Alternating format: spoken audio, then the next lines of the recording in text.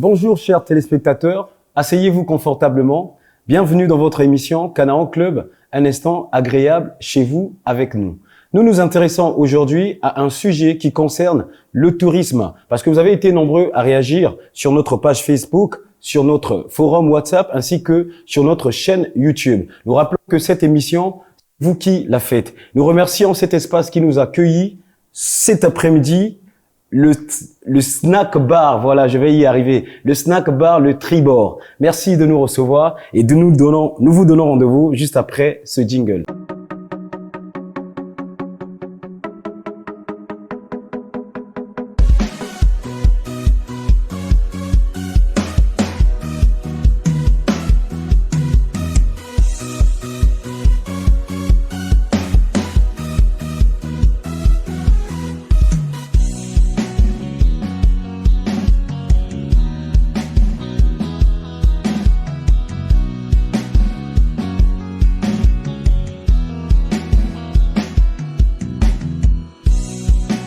Nous abordons ce soir un thème très intéressant. Il s'agit du tourisme. Et pour ce faire, nous sommes avec des amis du club, mais aussi avec notre invité qui est Monsieur Peya Christian. Bonjour. Bonjour. Monsieur Peya, vous êtes autrement appelé Kiki Lawanda. Et nous voudrions savoir pourquoi Monsieur Kiki Lawanda. Alors, Kiki Lawanda, c'est un nom qui m'a été conféré par un oncle quand j'étais jeune.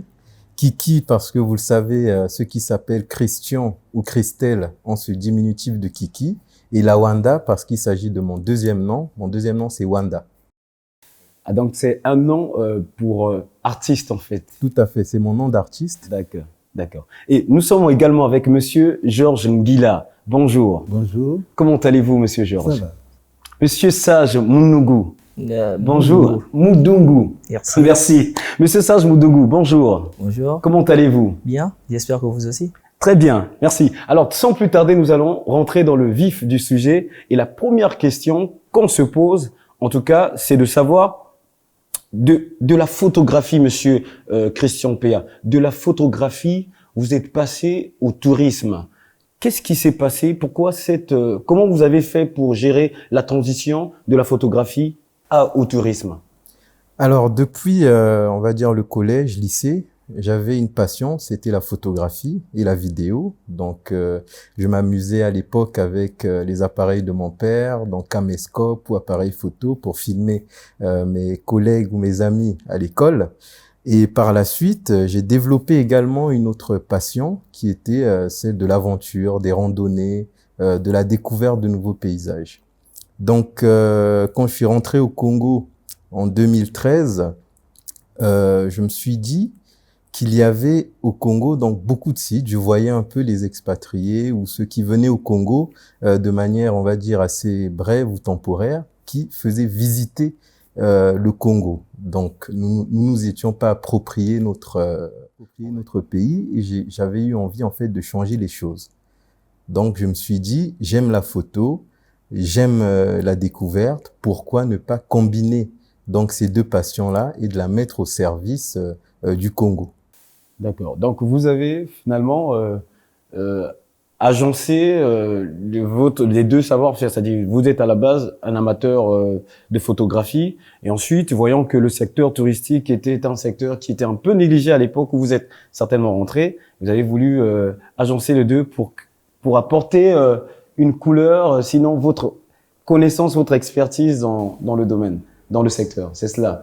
Maintenant, Monsieur Georges Ngila, est-ce que selon vous, le tourisme est un secteur que le Congo, en tout cas sur lequel le Congo est en train de prendre du pas, parce que on a vu qu'il y a eu notre ministre, en tout cas du tourisme, qui a mis en place un système, un plan qui nous permet en tout cas d'attirer davantage des touristes.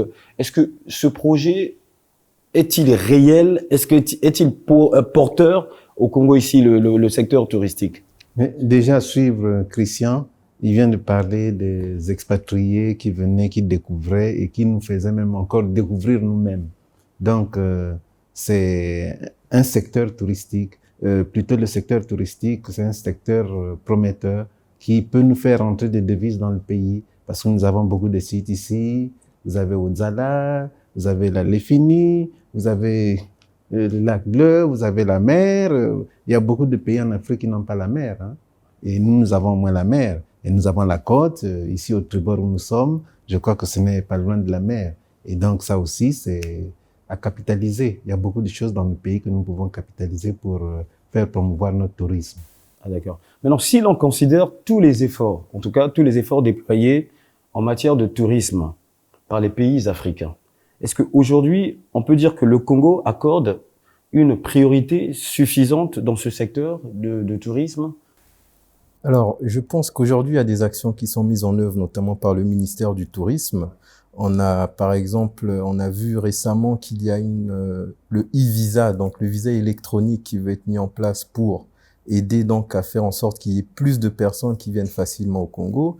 Il y a le label Green Congo également mis en place par le ministère du Tourisme. Ce sont des actions, mais à mon sens, le tourisme est encore à un stade embryonnaire au Congo. Il y a beaucoup de choses à faire. Il y a un travail de fond qui doit être mené pour faire en sorte que le Congo devienne une destination touristique d'importance en Afrique. Ah, d'accord. Et donc, on peut considérer aujourd'hui que le Congo n'y est pas encore vraiment, Oui. Au vu des efforts que fournissent Oui. d'autres pays d'Afrique. Vous partagez cet avis, Monsieur Sage Moudungu? Oui, exactement. Ça reste, c'est quelque chose d'assez tangible.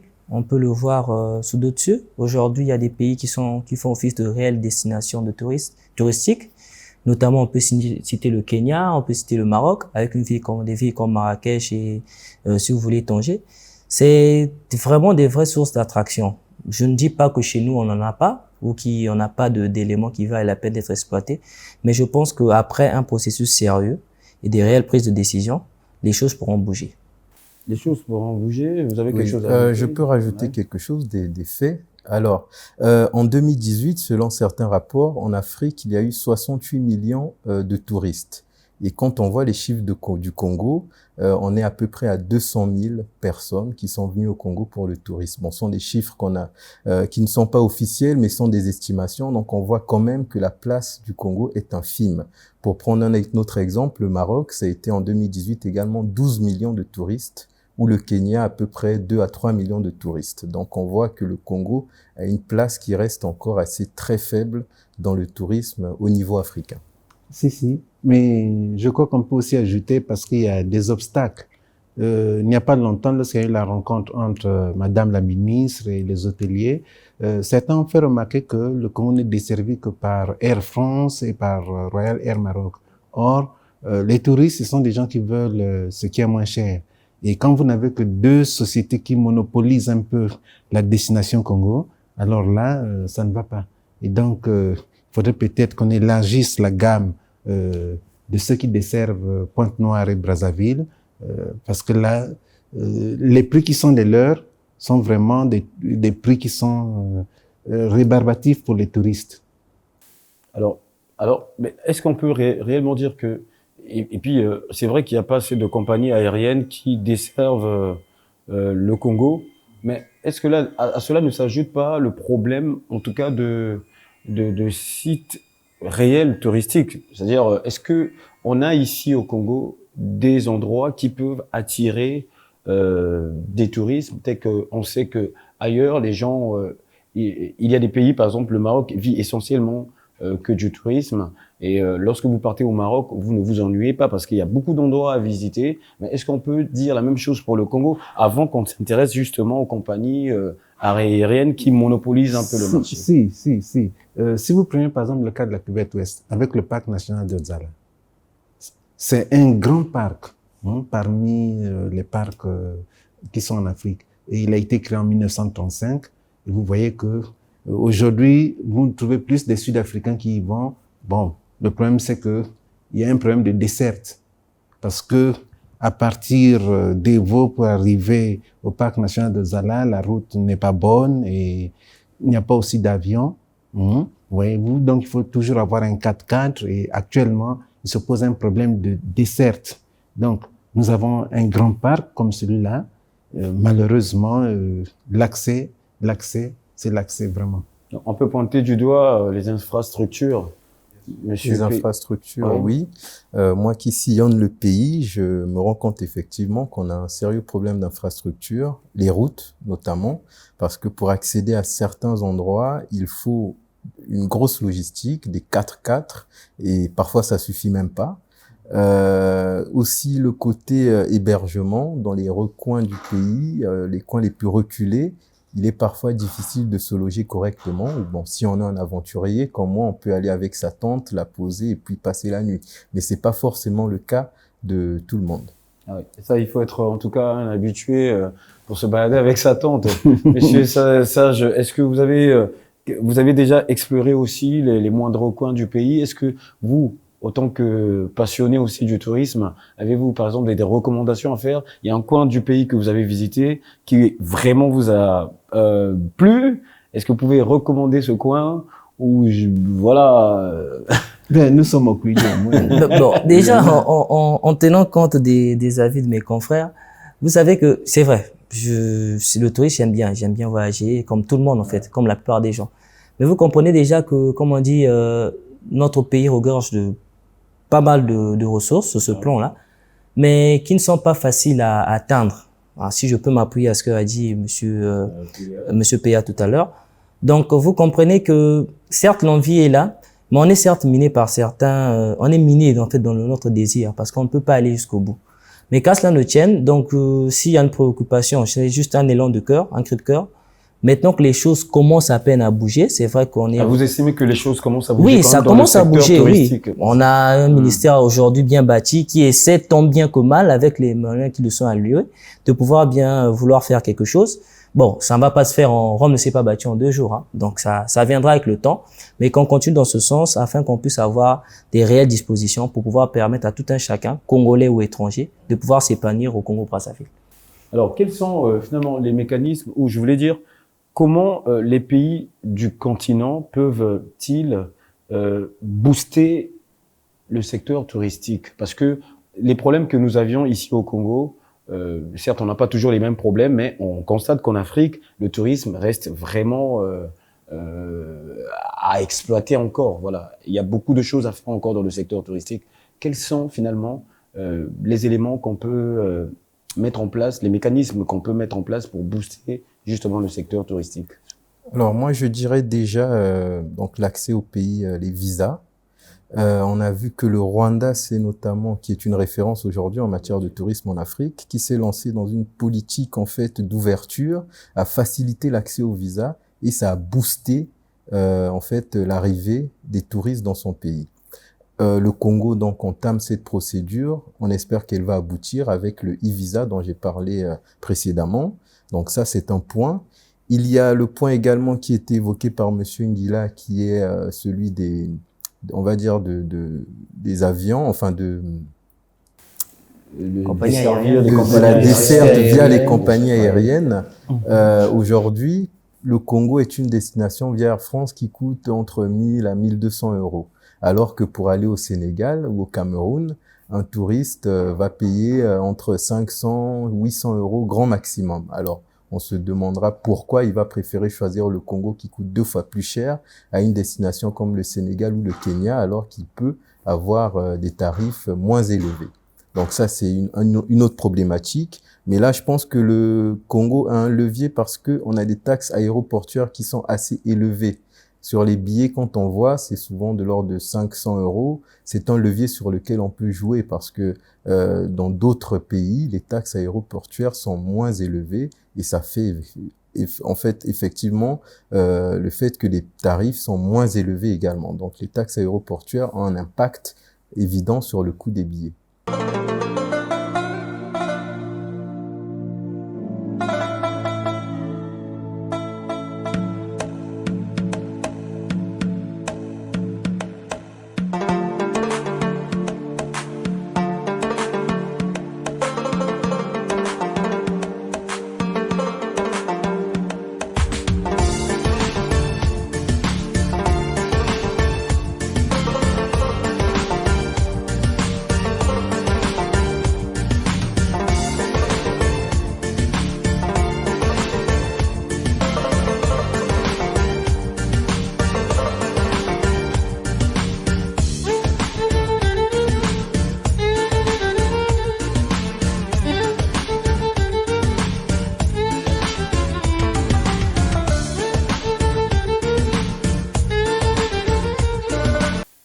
le coût de billets. Et ce qui peut expliquer, entre autres, pourquoi est-ce que les étrangers ne viennent pas forcément chez nous pour faire du tourisme.